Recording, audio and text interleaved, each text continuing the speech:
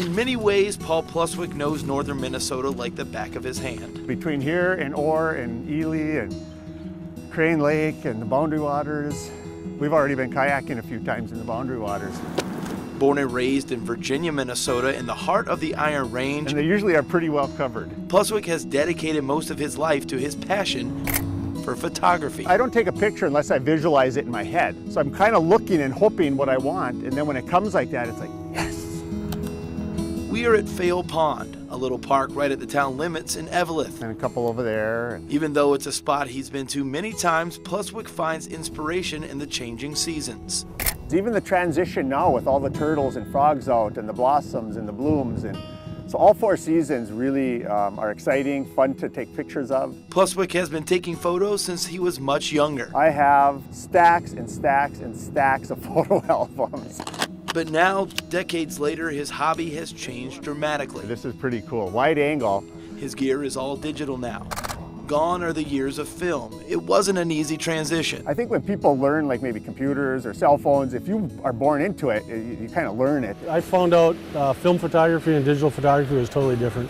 It was a whole new learning curve. Paul Sunoka remembers when digital photography was first coming into style. That was a rough transition. Everything was different.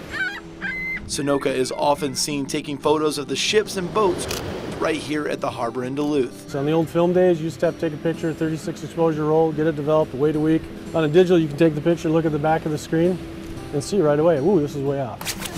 Sunoka has his bag full of gear too. Cameras, lenses. Even this tiny waterproof camera he uses to get time-lapse videos. He posts these photos to Facebook, the social media site that has revolutionized the way we share photos and videos. You can distribute photos so readily now.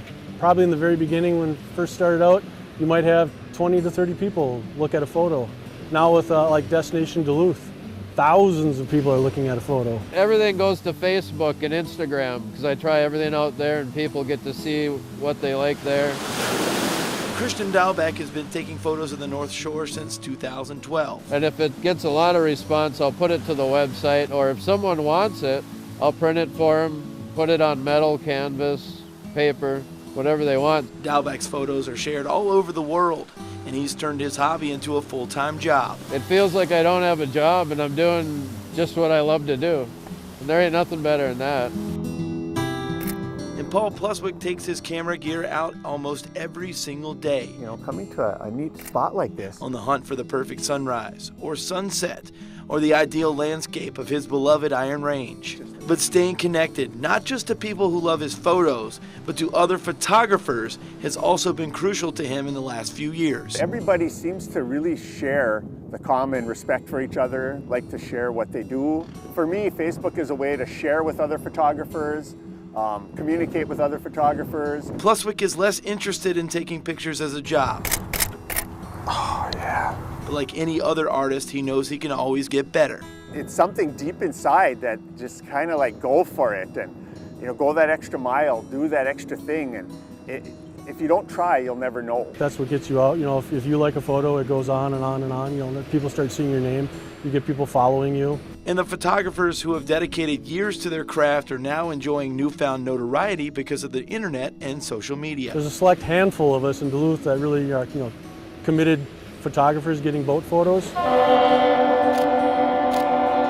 But there's so many people who love the boats, so they get to live vicariously through us, I suppose.